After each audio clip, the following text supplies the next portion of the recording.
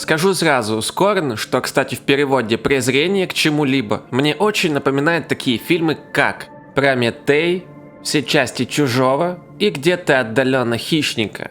И знаете, что их всех объединяет?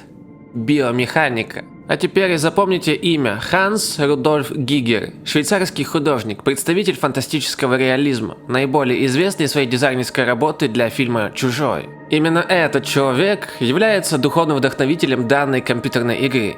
Работы Гигера выполнены в жанре фантастического реализма. Также его стиль многие художники называют некроготикой и биомеханикой. В книгах Некрономикон опубликованы многие из его шедевров. В них фантастика и эротизм, необъяснимая связь науки и секса. Вот эта незаурядная личность, страдающая ночными кошмарами, богатым воображением и талантом к живописи, и стоит у истоков целого стиля – биомеханики. Даже работы тату-мастеров в этом стиле косвенно являются копиями его произведений или основываются на его идеях. Давайте же копнем поглубже в этот стиль и насколько много его впитал в себя Скорн.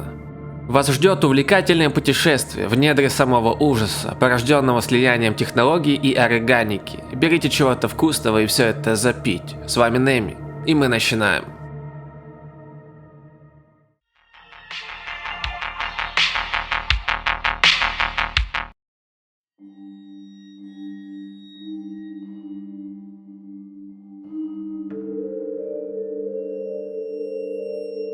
Биомеханику можно назвать предвестником трансгуманизма, философское направление, названное самой опасной идеей в мире или самой прекрасной идеей. Трансгуманизм появился на основе научно-технического и культурного прогресса, открыв пути реализации самых сокровенных желаний человека по улучшению себя. Трансгуманизм – философская концепция, а также международное движение, поддерживающее использование достижений науки и техники для улучшения умственных и физических возможностей человека с целью устранения тех аспектов человеческого существования, которые трансгуманисты считают нежелательными – страдания, болезни, старение и смерть. И давайте на минуту представим, что такая цивилизация состоялась. Эти люди достигли вершины самоусовершенствования, но какой ценой? Эту тайну, скелет в пыльном шкафу, нам и пытается поведать Скорн.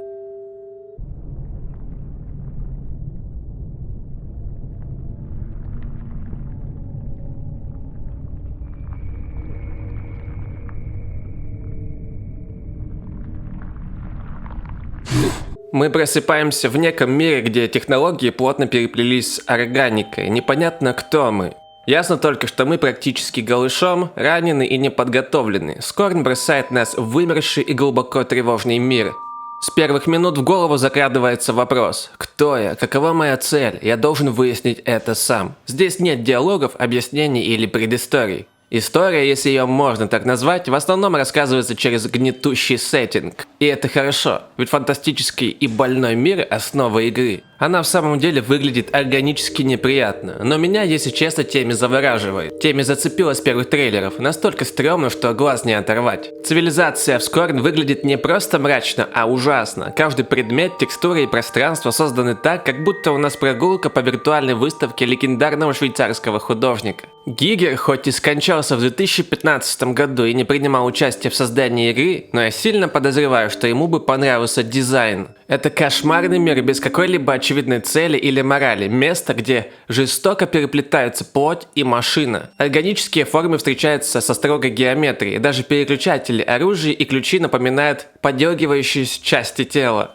Разумные существа безжалостно превращаются в биомассу, а трупы выбрасываются как мусор.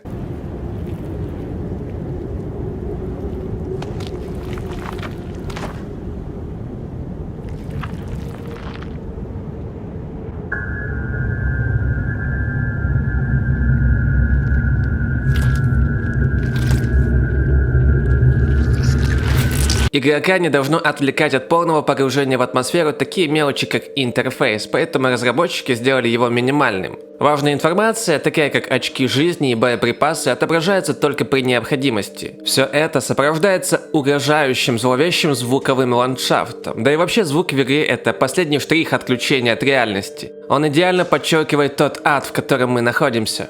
Музыка используется как звуковая подушка, на которой ты падаешь в отключку, и здесь нет узнаваемых мелодий.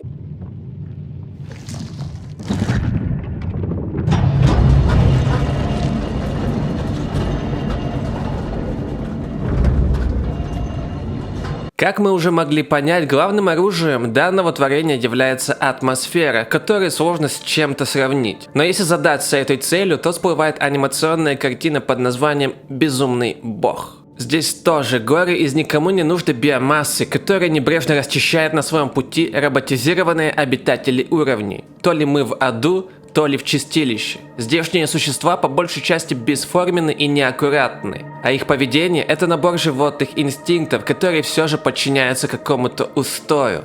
Разница в безумном боге и Скорн в том, что в первом нас все ниже опускает, а во втором мы пытаемся подняться. Если анимационные произведения могут нагнать ужаса, то я склонен думать, что компьютерная игра удвоит, а то и утроит это чувство за счет иллюзии присутствия. Если играть в Скорн в наушниках в темной комнате ночью, то можно потерять связь с реальностью.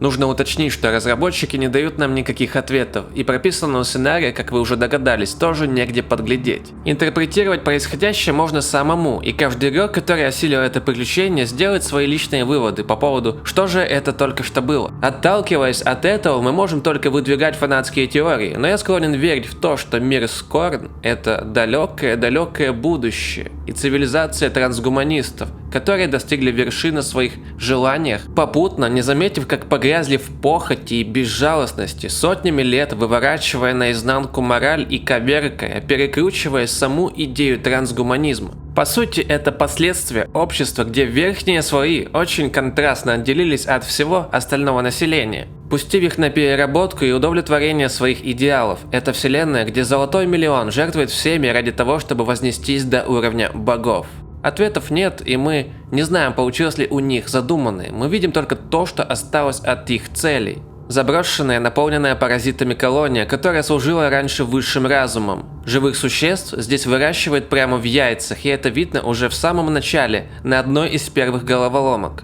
Мы, скорее всего, такой же продукт жизнеобеспечения этой системы, которому удалось как-то выбраться, и нами движет только одно желание – подняться до уровня вознесшихся.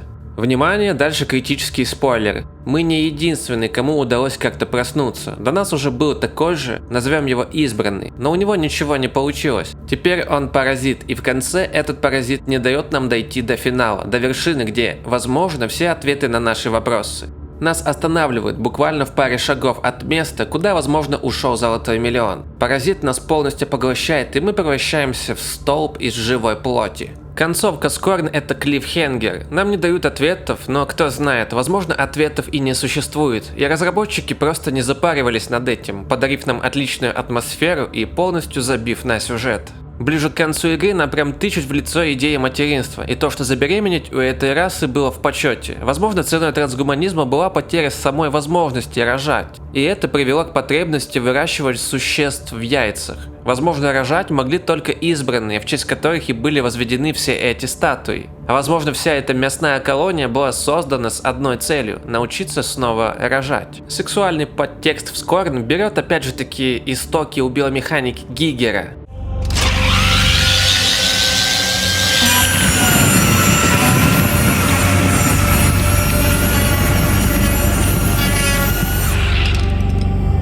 Эрос и Танатос, любовь и смерть.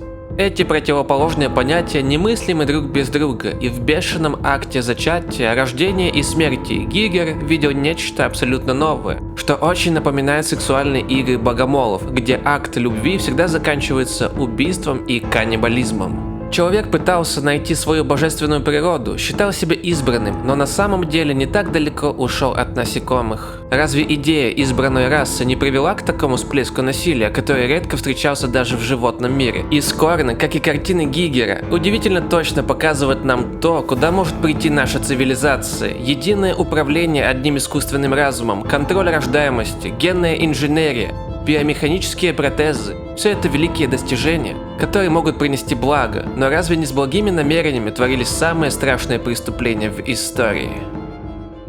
Спасибо большое всем, кто смотрел данное видео. На связи был Неми. Не забывайте ставить лайки и подписываться на канал. Увидимся!